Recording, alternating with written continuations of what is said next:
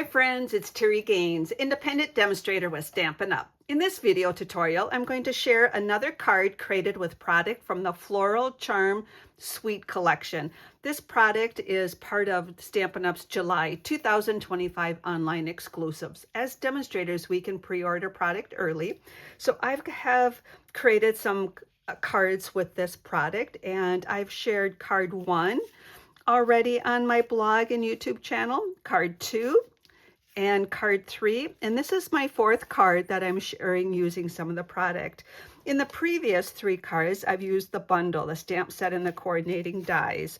For this card, I'm only using the stamps from the stamp set, and I'm going to use designer series paper. This paper is absolutely beautiful. It's called Floral Charm.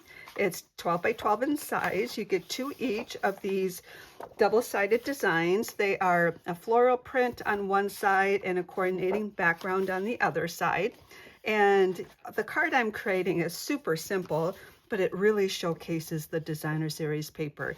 And I have chosen to use this designer series paper. And oops, there's one of those dimensional backings. You know, they got static cling and they cling everywhere. You may not even notice that. I didn't have to point it out, but I did. But what I love about this designer series paper, not only does the coordinate with the back is absolutely beautiful, but you can cut out these images and create lots of different cards with them or use them on different items, and that's what I'm going to do. They cannot be cut out with the coordinating dies, so you need to cut them out with your paper snips, and we call that fussy cutting. What I do want to do is go right to this larger image right here. So you can see I've cut out a few other things already. So what I'm going to do is just work my way to that particular cluster of flowers, and I'm going to cut it out. Stampin' Up sells this really nice paper snips. It's a little scissors. It is so great for cutting out fussy cutting, we call it, cutting around images. I'm going to give you a little tips on how I do that, but first of all, we need to get this little guy out of here. I want to work with just this image, and that way I have less paper to move around as I cut. So I'm going to take that out. Now I have just this, and people think that I have ribbons on my scissors, indicating that I only cut ribbon with this. No, I do cut paper. These are just to identify that these are my paper snips at an event when other people bring their supplies. You can always sharpen your scissors with a Fiskars scissor sharpener. I just get mine at my local craft store. But I can share that in another video. But I like using the paper snips. What I do is I just hold the paper snips and I slowly cut down. And as I slowly cut down, I rotate the paper. I don't move the scissors.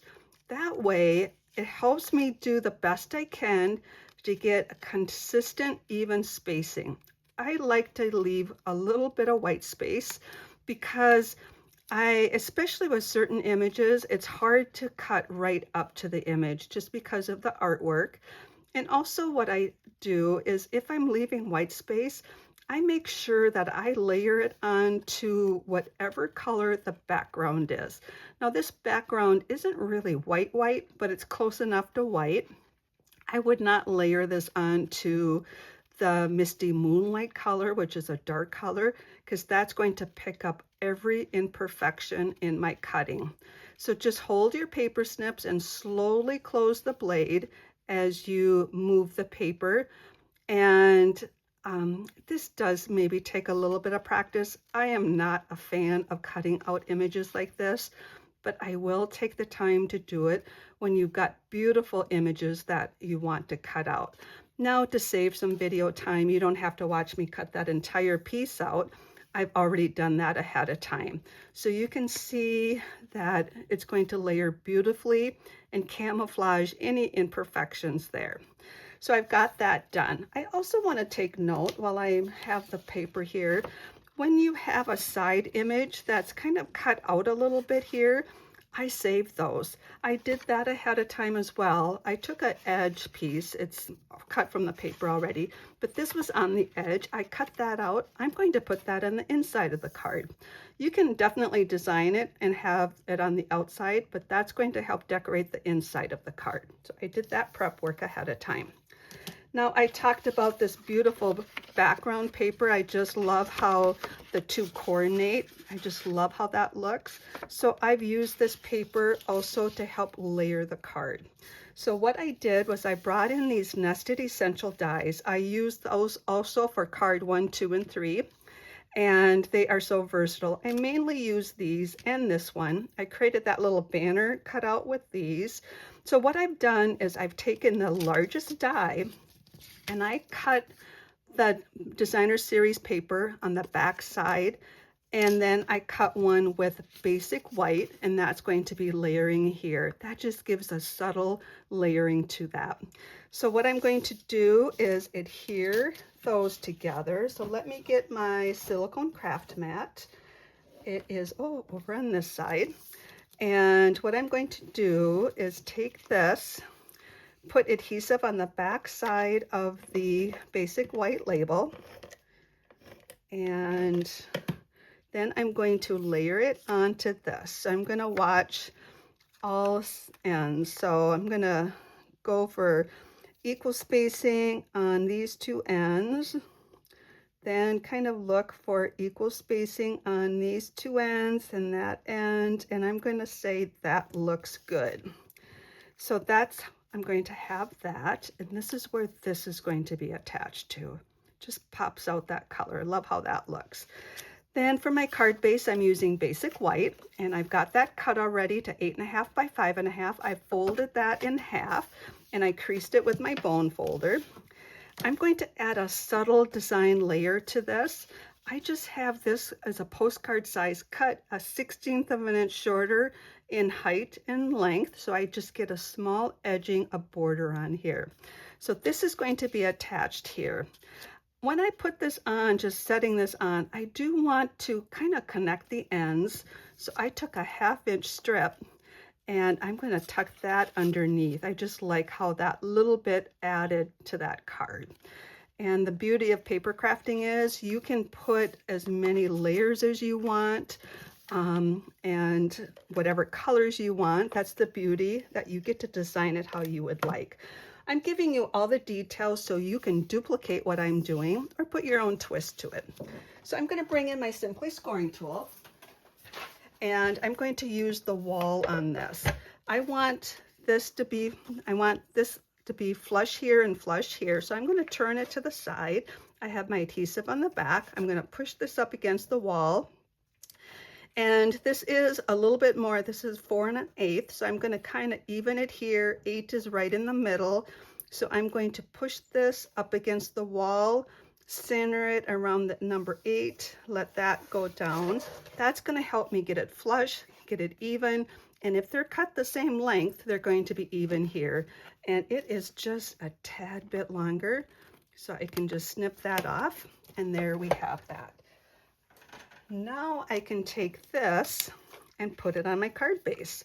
So I want to put that little strip down before I attach it to my card, and that's going to help get that attached. So I'm going to bring the card base back in.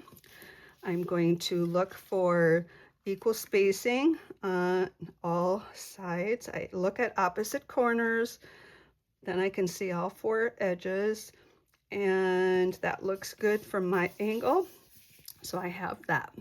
Now you could pop this up with dimensionals. For this one, I'm just going to adhere this right to the card. So I'm going to put my adhesive on here. Now I'm going to take this and look for equal spacing on the ends. And I have this edge, and let's see, I'm going to say that looks pretty good, maybe right there. So I have that. Now I'm going to attach this grouping of flowers. Now you have options on how you attach it. You could just adhere it with your favorite adhesive. I'm going to pop it up with dimensionals, but before I do that, I'm actually going to add some depth to it by curving everything down and then curving the ends up. I tend to turn this part upside down to get the ends to curve up and just get a little bit of dimension to that. Then I'm going to take some dimensionals, and I'm going to just take the standard dimensionals. These are pretty strong. You don't need a lot. So I'm just going to pop 3 of them on here, kind of in a triangle fashion here. You know what? I'm going to actually put 4. I'm going to put an extra one right there. Then what I'm going to do is take the backings off and attach that. And you just decide how you want that to be attached. And I'm going to bring some of these gems onto it, but first I'm going to decorate the inside. I told you I want to put this on the inside, but I also want a sentiment. So what I did ahead of time is I stamped the happy birthday and I cut it out with these same dies, but this largest die here, I cut that out and I'm going to adhere that to the inside. This way, and when you stamp this and adhere it, then you have a chance of getting it straight. I will tell you that most of the time, if I decorate my card and stamp the inside sentiment last, I don't always get it straight, but that's okay. I have that on here. Now I'm going to take this, and it is going to go on just with your regular adhesive, and I'm going to make it right up to the edge here. I'm going to have it towards the bottom and just right there, and that's going to be the inside of the card. That's the outside.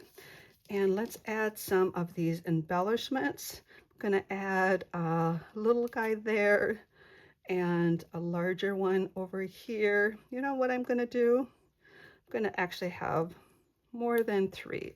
I might put 5 of them on here. I'm going to put 3 little guys floating up on that side and 2 of the bigger ones.